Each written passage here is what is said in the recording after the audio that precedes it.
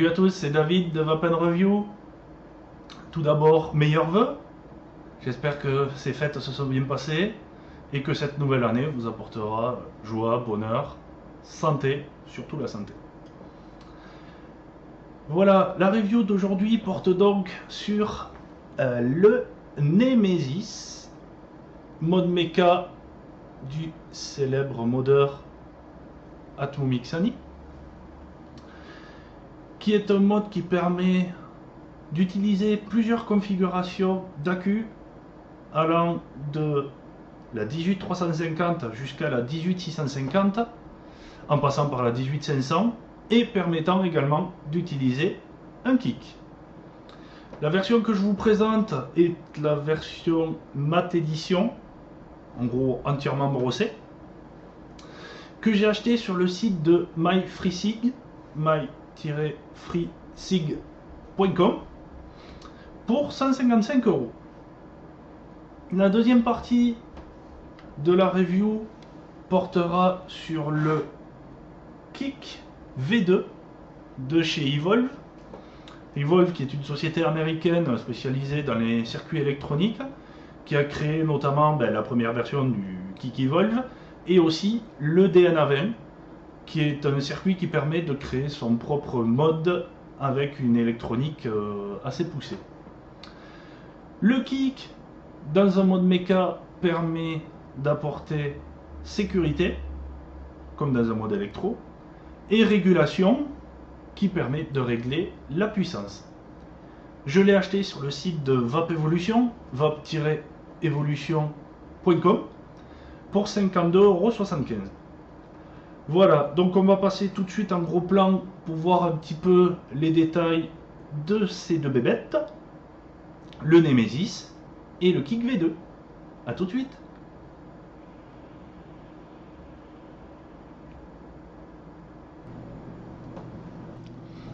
Ok, donc nous voilà en gros plan pour décortiquer un petit peu ces deux éléments. Donc on va commencer par le Nemesis. Le Nemesis est en trois parties. La partie, le top cap, les tubes, je vais vous expliquer juste après, et le switch. Donc on va commencer en gros plan le top cap. Le top cap, donc on voit connexion 510, vis réglable par-dessus le mode ou par-dessous, qui permet de régler précisément la connexion pour être bien flush avec un atto, et les petits trous d'aération quand on a des attos qui ont l'aération par le connecteur, tels que des ProTank, des A7, des cartos, donc qui permet de régler ces deux trous en face des deux repères pour avoir une aération optimale, enfin maximum pardon, et on peut régler donc un seul trou en face des repères pour réduire un petit peu l'airflow. Voilà, donc cette partie est démontable bien sûr, on peut la sortir pour la nettoyer. Voilà, donc la vis, le connecteur est plaqué, je sais pas si c'est de l'argent, mais en tout cas c'est connecteur plaqué. Voilà, ensuite les tubes. Donc le tube principal avec la bague de verrouillage, avec la gravure du Nemesis et le numéro derrière. Voilà, Nemesis et le numéro de série. Qu'on peut ajuster donc avec différents tubes pour arriver au réglage 18350, 18500, 18650 avec ou sans kick. Donc moi personnellement je l'utilise en 18500, enfin 18490 de chez AW avec le Kick V2. Donc pour ce faire je prends le plus grand tube et ce qu'ils appellent la kick ring pour permettre d'ajuster la hauteur. Voilà, donc on va voir justement, je vais monter la kick ring avec le tube et vous allez voir au niveau ajustement de l'usinage, c'est assez impressionnant.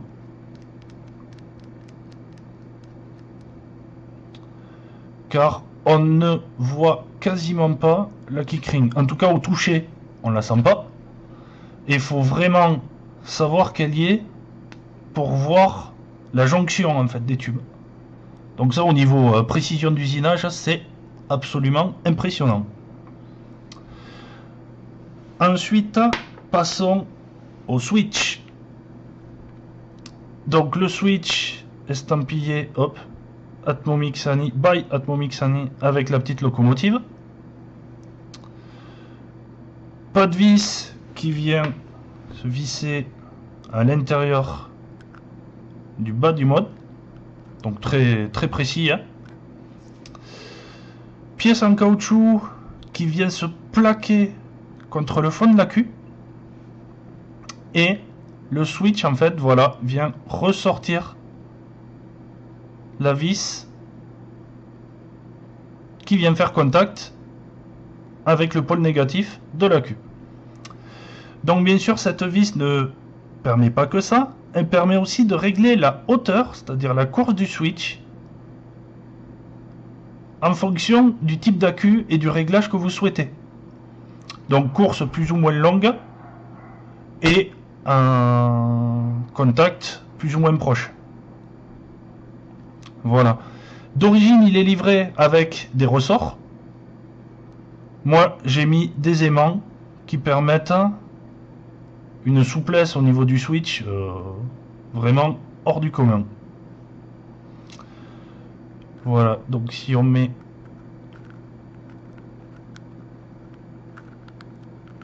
voilà.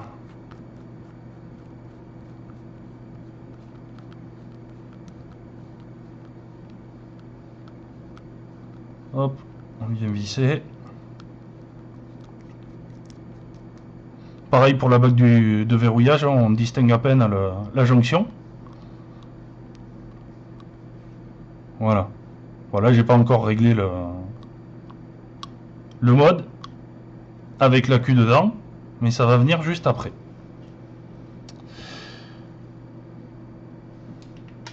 Voilà. Au niveau ajustement des accus, on voit ça rentre impeccable. Hein. Pas besoin de forcer. Maintenant, passons au kick V2. Donc qui va de 5 à 15 watts. Voilà. Donc il est livré dans cette boîte plastique. Donc le kick V2. Ici dispose de deux petites broches montées sur ressort qui vont venir faire contact avec le corps du mode. Ici le plot positif qui va venir faire contact avec le bas du top cap. Ici le cul du kick qui va venir faire contact avec le pôle positif de notre accu. Donc ça va venir se positionner ainsi. La petite vis qui se trouve ici permet de faire le réglage de 5 à 15 watts. Chaque petit trait correspond à 1 watt. Voilà. On peut, comme repère, si j'arrive à zoomer comme il faut, il y a deux petits trous ici et ici qui permettent d'identifier sur quel réglage on se situe. Voilà. Il y a une pellicule plastique autour qui assure l'isolation. Bien sûr, il ne faut pas l'enlever, hein. Vous la laissez telle qu'elle. Voilà. Donc, pour insérer le kick Evolve, moi personnellement, je passe pas par le dessus. Je démonte ma première partie du tube. Alors ça, bien sûr, parce que ce mode-là me le permet. Il y a des modes qu'on ne peut pas dévisser par le bas, tel que le Phoebe par exemple. Ben là, pour mettre le kick, c'est assez galère. Pourquoi? Parce que pour appuyer sur les deux pions en même temps, une fois qu'on a mis le kick, ben c'est assez galère. Tandis que si on l'assemble par le dessous, on vient emmancher les deux plots, voilà, et là ça se rentre tout seul, comme ceci. Et là, pas trop de galère. Voilà, donc je vais mettre mon accu, mon kick. Je vais ajuster mon atto sur le top cap. Voilà, comme ceci. Je viens de serrer la vis. Hop, je suis parfaitement ajusté. Je viens visser le tout. Voilà, complètement flush. Et je viens ajuster mon switch. Donc moi j'aime bien les courses assez courtes.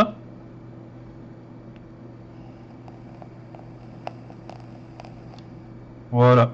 Et là ça fait contact. Donc, pour résumer, on voit bien que le Nemesis est un mode non télescopique, mais avec tous les avantages du télescope, rien que par son switch. Donc ça, c'est tout simplement quelque chose de prodigieux. Et cela permet donc de remplacer les ressorts d'origine également par des aimants. Ça aussi, j'aime bien parce que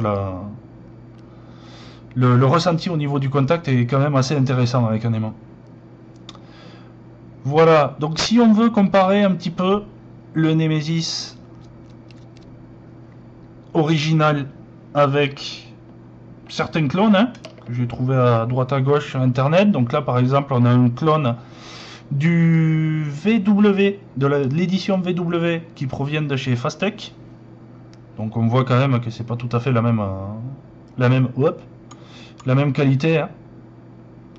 Notamment au niveau des pas de vis, au niveau de l'ajustement des jonctions, c'est pas tout à fait pareil. Il y a aussi la version Calafan qui est assez sympa, où là en fait la version est brillante et avec la kickring, le top cap et la bague de verrouillage qui est en brossé. Et il y a aussi la Gold Edition. Donc on le voit sur le clone, ben, le laiton plaqué, ça tient pas. On voit la différence entre le brillant du top cap et le plus brillant de la kickring. Voilà. Après, les clones bénéficient de la conception du Nemesis, mais absolument pas de la qualité de fabrication. Concernant le kick V2 de chez Evolve par rapport à ses prédécesseurs, on va dire qu'il apporte une plus grande douceur dans la vape. Alors, beaucoup de personnes ont fait des tests de mesure, etc., en disant un signal plus lisse. Bon, moi, j'ai pas d'outil permettant de le vérifier. Moi, ce que je peux attester, c'est le ressenti que j'en ai. C'est la douceur au niveau de la vape. Là, c'est indéniable, la douceur du Kick V2 est incomparable. Par contre, tous les kicks, au niveau sécurité, protection contre les courts-circuits, protection de la surchauffe, ça, vous avez ce gage-là, avec quel que soit le kick que vous utilisez. La seule chose, c'est que le Kick V2, lui, permet d'avoir des résistances plus basses au niveau des atos, car il descend jusqu'à 0,3 ohm. Donc qui permet de descendre bien au niveau des montages microcoils. Pourquoi? Parce que souvent les microcoils font entre 0,5 et 1 ohm. Et là la plupart des kicks ne le gèrent pas. Les kicks et les modes électro prennent pour la plupart à partir de 1,2, 1,3 ohm. Donc voilà, ça avec le kick V2, c'est cet avantage. On va repasser tout de suite en plan large pour la conclusion sur l'ensemble de ces deux composants. A tout de suite en plan large. Voilà, donc on a vu en gros plan les différents détails du Nemesis et du Kick V2. Donc bien sûr, c'est un ensemble que je recommande. Excellent setup. De par la qualité de réalisation et de conception du Nemesis, qui est vraiment un super mode, et le Kick V2 qui apporte une douceur dans la vape que moi personnellement j'adore. Ça ne veut pas dire que les kicks première génération, kick Smoke, kick Eagle Eye ou autres sont nuls, hein. C'est juste que la vape est différente. Voilà. Donc si je devais retenir une chose, c'est super setup qui a effectivement un prix. Parce que mine de rien, l'ensemble Nemesis plus Kick, on dépasse les 200 euros. Hein. Donc effectivement, c'est pas pour toutes les bourses. Hein. Moi, c'est un coup de cœur. Hein. C'est un coup de cœur. J'ai adoré ce mode. J'ai adoré la douceur du kick. Donc, je me suis fait plaisir. Voilà. Donc, n'hésitez pas à vous abonner sur YouTube, à aimer sur Facebook, à suivre, c'est comme ça que ça se dit, sur Google+. Vous retrouverez les liens des 3 endroits sur vapenreview.fr et vous pouvez me contacter par mail à david@vapenreview.fr pour toute question. N'hésitez pas. Je vais vous souhaiter une bonne vape et gros nuages à tous.